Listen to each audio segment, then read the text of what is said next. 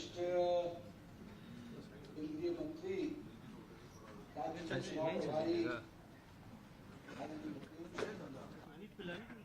राष्ट्रीय महामंत्री अंशल जी राज्य के प्रभारी के रूप में काम कर रहे हैं।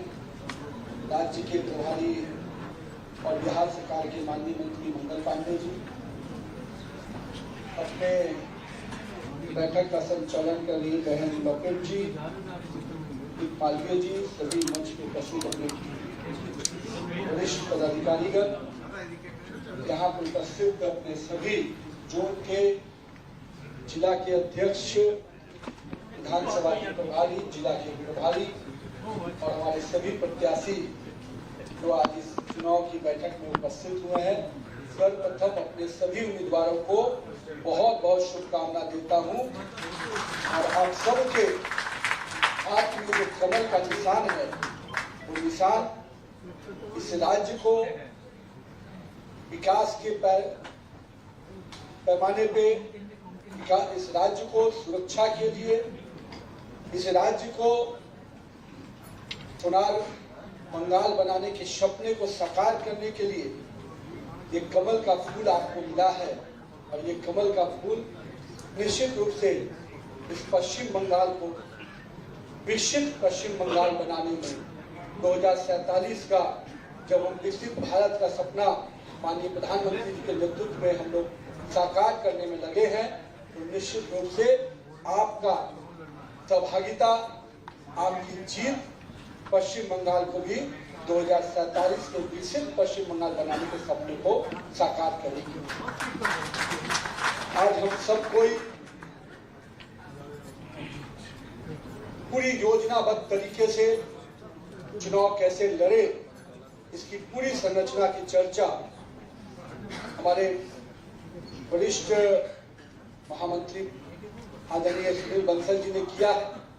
और मैं हमेशा मानता हूं कि भारतीय जनता पार्टी की खूबसूरती यही है कि एक एक कार्यकर्ता चुनाव का कमान संभालता है और हर कार्यकर्ता को लगता है कि मैं भी भाजपा का उम्मीदवार हूं और मुझे भाजपा को जिताना है। यही है भाजपा की खूबसूरती। व्यक्ति भले ही एक उम्मीदवार के रूप में होता है, पर पूरा संगठन उसके साथ, परिवार के साथ खड़ा रहता है। यही है भारतीय जनता पार्टी।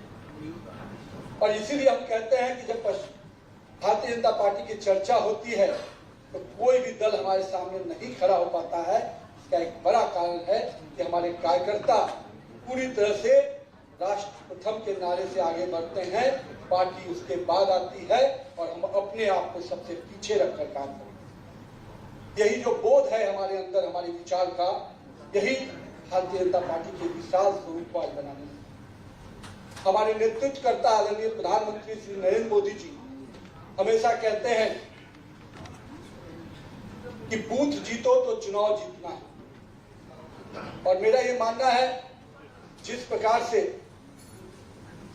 भारतीय जनता पार्टी के बूथ के कार्यकर्ता एक एक बूथ की संरचना बनाने में लगते हैं और पिछले 4-5 वर्षों में संगठन के विपरीत परिस्थिति के बावजूद हमारे कार्यकर्ताओं ने पश्चिम बंगाल में जो बूथ की संरचना को खड़ा किया है, उसके लिए मैं यहाँ के कार्यकर्ताओं को बहुत बहुत बधाई देता हूँ, अभिनंदन करता हूँ।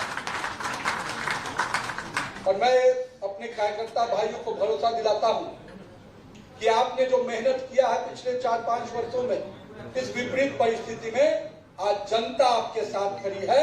पूरा पश्चिम बंगाल का एक एक व्यक्ति इस परिवर्तन में, इस लहर को आपके साथ लड़ने को तैयार खड़ा है। पश्चिम बंगाल में भारतीय जनता पार्टी की सरकार 4 मई को बनने जा रही है। इस संकल्प को आपको लेकर मैंने कहा था कुछ दिन पहले कि एक होली हम लोगों ने मनाया है और एक होली 4 मई को भगवा होली मनाएंगे और एक एक क्षेत्र में भगवा होली होगा, क्योंकि उस दिन भगवा लहराएगा और पश्चिम बंगाल की जनता को हम सुरक्षित पश्चिम बंगाल बनाकर देने का संकल्प पूरा करेंगे। इसलिए ये पूरा चुनाव केवल 2 विषयों पे, जिसकी चर्चा अभी हमारे भूपेंद्र जी भी कर रहे थे। चुनाव टीएमसी के भय का से बाहर निकलने का चुनाव। जनता पूरी तरह से उसके भय के वातावरण से बाहर आना चाहती है। जो टीएमसी के गुंडे तथाकथित कार्यकर्ता और उनकी सरकार जो वसूली की सरकार चला रहे हैं, जो यहाँ की जनता के बीच में भ्रष्टाचार और अराजकता की सरकार चला रहे हैं, उससे मुक्ति चाहते हैं, उस भय के वातावरण से बाहर आना चाहते हैं। और उसको मालूम है कि अगर इस भय के वातावरण से बाहर आना है तो उसके पास अगर भरोसा है तो वो भारतीय जनता पार्टी पर भरोसा है। और भारतीय जनता पार्टी क्योंकि उसका नेतृत्व करता, उसके कार्यकर्ता, उसके हमारा स्थानीय नेतृत्व पूरी तरह से उनको मालूम है कि यही इस सोनार बंगाल के सपने को पूरा करेगा। जब हम भय की बात करते हैं तो क्यों बात करते हैं? जिस बंगाल को मां, माटी और मानुष आज सपना दिखाया गया था, आज ये तीनों भय के साए हैं। यहाँ के माता बहनें किस प्रकार से असुरक्षित हैं, ये हम सबको ही जानते हैं। यहाँ की माटी को किस प्रकार से यहाँ के डेमोग्राफी को बदलने का प्रयास किया जा रहा है, किस प्रकार से यहाँ के जमीन का उपयोग घुसपैठियों को संरक्षण देने के लिए किया जा रहा है, उनको शरणार्थी बनाया जा रहा है। ये कहीं ना कहीं इस माटी के साथ अपमान किया जा रहा है, इस माटी को असुरक्षित किया जा रहा है। और यहाँ का मनुष्य आज अपने घर के बाहर निकलने के पहले सोचता है कि कहीं ना कहीं कोई अड्डा पे कोई ऐसा व्यक्ति मिलेगा जो हमसे वसूली का बात करे। आज मकान बनाने वाले को लगता है कि मुझे पहले अपने मकान का हफ्ता वसूली देना होगा, चाहे वो ईटा हो, बालू हो, हर चीज के लिए उनको पैसा देना है। कोई लाभ की योजना मिलती है उसमें भी कट चाहिए। ये जो निर्मम सरकार चल रही है, जो हम कह सकते हैं कि भाई को कट की जो सरकार चल रही है, इससे हमें मुक्ति दिलाना है इस पश्चिम बंगाल को। और पश्चिम बंगाल की जनता को उस भय के वातावरण से बाहर निकालना है जिसमें उनके संपत्ति जाने का भय है, युवाओं को उनके अंधकार के भविष्य का भय है, मां बहनों को उनकी सुरक्षा का भय है। हमारे चाहे वो युवा जो रोजगार के लिए चिंता करता था, जो बड़ी बड़ी कंपनियां थी, उनके पलायन हो गए हैं, तो उनको आज लगता है कि मुझे भी कहीं ना कहीं अब बाहर जाकर नौकरी। ये जो पूरा भय का वातावरण बना हुआ, आज जिस प्रकार से घुसपैठिया हर घर के दरवाजे के बाहर दस्तक दिया हुआ है, हर व्यक्ति जब घर से बाहर निकलता है तो उसको डर लगता है कि इस भय के वातावरण मेरी माता बहने, मेरा घर कितना सुरक्षित होगा। और एक तरफ भय का वातावरण है तो हम सबको मालूम है कि भारतीय जनता पार्टी की तरफ पश्चिम बंगाल की जनता देख रही है कि भाजपा का ही कार्यकर्ता, भाजपा का ही नेतृत्व कहीं ना कहीं भय के वातावरण से हमको निकालेगा। और जो भरोसा देश भर की जनता ने हमारे नेतृत्वकर्ता पे किया है, पश्चिम बंगाल की जनता भी वो भरोसा हम पर कर रही है। और पिछले कई वर्षों से लगातार हम लोगों ने देखा है कि भाजपा कार्यकर्ताओं ने संघर्ष कर पश्चिम बंगाल की जनता की आवाज, लड़ाई को लड़ा है। चाहे महिलाओं के विषय को लेकर हो, जो बड़ा एक फट्टा, उन सब चीजों की लड़ाई अगर लड़ी है तो भाजपा ने लड़ी, भाजपा कार्यकर्ताओं ने लड़ा। और हमें मालूम है कि इस भरोसे को हम ही पूरा कर सकते हैं। आज हमारे यहाँ के लोगों को मालूम है कि अगर शांति अगर आएगी इस राज्य में तो भाजपा के माध्यम से आएगी।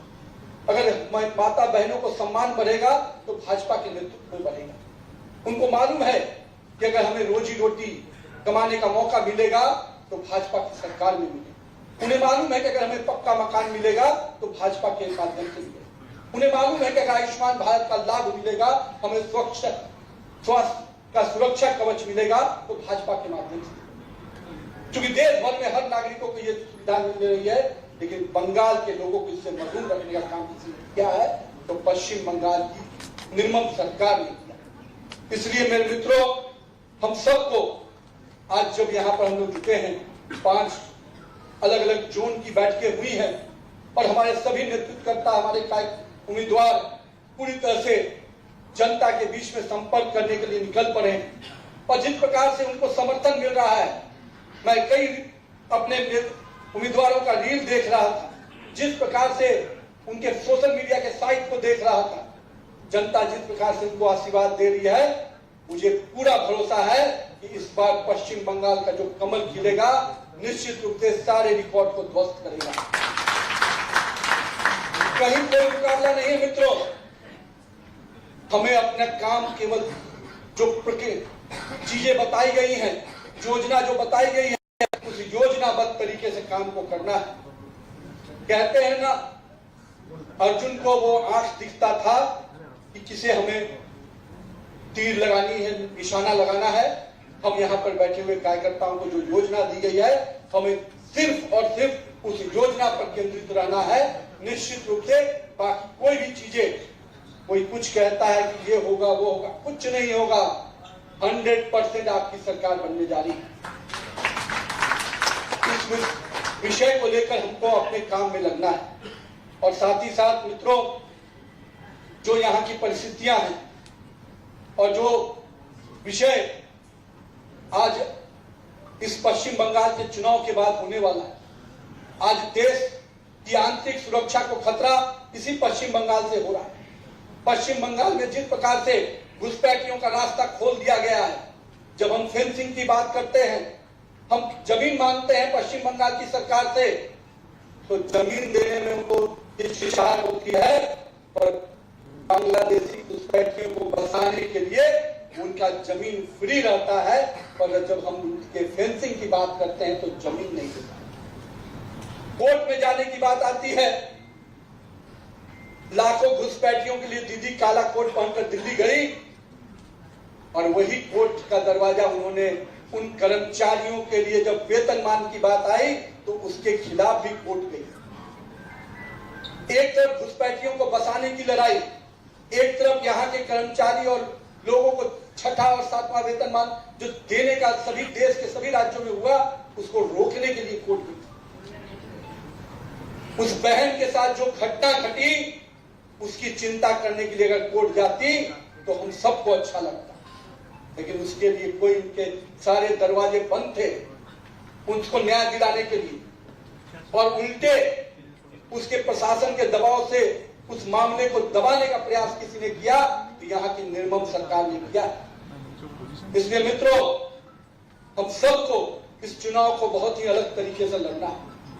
पश्चिम बंगाल का कार्यकर्ता पूरी तरह से तैयार खड़ा है, जनता पूरी तरह से आक्रोशित है। उसको दिख रहा है कि जिस प्रकार का वातावरण है, आज भारतीय जनता पार्टी का नेतृत्व करता और कार्यकर्ता पूरी दमखम से हमारे लिए लड़ने को तैयार है। आज इस राज्य में मैं भी जब पढ़ाई करता था बीआईटी मिश्रा में, रांची में, तो मुझे हमेशा ध्यान में आता था कि दुर्गापुर में कई फैक्ट्रियां हैं जहां जॉब मिलते हैं, कई इंजीनियरिंग कॉलेज हैं जो लोग वहां इंजीनियरिंग करके वहां पर जॉब पाते थे। हमारे लोग कहते थे कि कलकत्ता में नौकरी लगेगी, जो हमारे कलकत्ता, बेंगलोर एक सेंटर हुआ करता था 15-20 सालों पहले, लेकिन बेंगलोर और हैदराबाद उस सेंटर को तो डेवलप होते हमने देखा, लेकिन इस पश्चिम बंगाल में एक भी नया कारखाना नहीं खुला और उल्टे 6000 से अधिक कंपनियां यहां से पलायन कर गई। और आज दीदी 1500 रुपए का बेरोजगारी लोगों को भत्ता देगी। मैं पूछता हूं, अगर ये 6000 कंपनियां यहीं पर कार्यरत रहती और नई कंपनियां आती तो कितने लाखों युवाओं को नौकरी मिलती, उनको भत्ते की आवश्यकता नहीं पड़ती, वो अपने मेहनत से इस पश्चिम बंगाल के विकास में अपना योगदान देता। तो ये खेल केवल और कि यहाँ के युवाओं को भरमाने का है। जो युवा पूरी तरह से पश्चिम बंगाल के निर्माण में काम कर सकता था, अपना मेहनत, अपना पुरुषार्थ इस पश्चिम बंगाल को बनाने में लगा सकता था, उसको पलायन की विभीषिका से झेलना पड़ा। जब बिहार में एनडीए की सरकार बनी, आज बिहार में पिछले वर्ष 50 लाख नौकरियां दी गई। देश के कई राज्यों में हमारे जहां सरकारें रही, हम लोगों ने कई रोजगार के अवसर उत्पन्न किए, पर यहाँ की सरकार ने तो रोजगार छीनने का काम किया है, युवाओं को पलायन के लिए मजबूर किया है। और अब हम सबके लिए सामने इस लड़ाई को जनता के बीच में ले जाने का है। जनता पूरी तरह से खड़ी है, हमको अपने बातों को पूरी तरह से उनके साथ जोड़ के करना। हमारा जो पूरी तरह से आरोप पत्र आएगा, जो विषय आएंगे, उसको एक एक विषय को जनता के साथ हमको लेके बताने का काम करना है। साथ ही साथ मित्रों, एक एक घर में संपर्क करना है, एक एक घर में हमें जाना है। हमारे उम्मीदवार भी जाएंगे और हमारा एक एक कार्यकर्ता जाएगा। हमारा घोषणा पत्र जब आएगा तो उन विषयों को, संकल्प पत्र जो आएगा, उस संकल्प पत्र के माध्यम से भी हमें जनता के बीच में अपने संकल्पों को लेकर जाना है। मैं आज आप सबसे इस बात के लिए आग्रह करूंगा कि अगला 25 दिन 30 दिन पूरी तरह से पश्चिम बंगाल को सुरक्षित पश्चिम बंगाल बनाने की लड़ाई लड़ना है। और इसलिए आपका एक एक समय, एक एक मिनट बहुत कीमती होगा। आपके माध्यम से जिस प्रकार से करप्शन के खेल यहां खेले गए, मैं कई घोटालों का जिक्र कर सकता हूं। कहती हैं कि हमारी सरकार में ये नहीं होता, हमारी सरकार में ये नहीं होता। कोई ऐसा योजना नहीं है जिसमें कट नहीं है। कोई लाभ के जो लाभ की योजनाएं होती हैं आम जनता के लिए, उसमें भी दीदी के जो कट लेने वाले लोग हैं वो उसको वसूलते हैं। इसलिए हम सबको, इस राज्य की जनता को उससे उबारना है। तो आइए हम सब कोई इस संकल्प के साथ आगे बढ़े कि आज देश में जिस प्रकार से नरेंद्र मोदी के नेतृत्व में डबल इंजन की सरकार कई राज्यों में चल रही है, हम पश्चिम बंगाल में भी डबल इंजन की सरकार लाएंगे।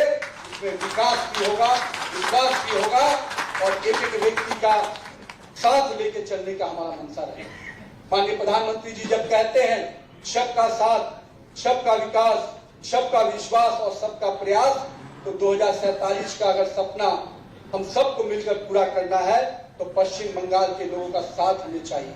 और पश्चिम बंगाल के लोग आज पूरी तरह से भारतीय जनता पार्टी के नेतृत्व के तरफ भरोसे और उम्मीद से देख रहे हैं और हमें उस भरोसे को कायम करना है। इसलिए मित्रों, आइए 4 मई के पहले हमें अपना अपना पुरुषार्थ करना है और पश्चिम बंगाल के लोगों की इस लड़ाई को जीत में बदलना है।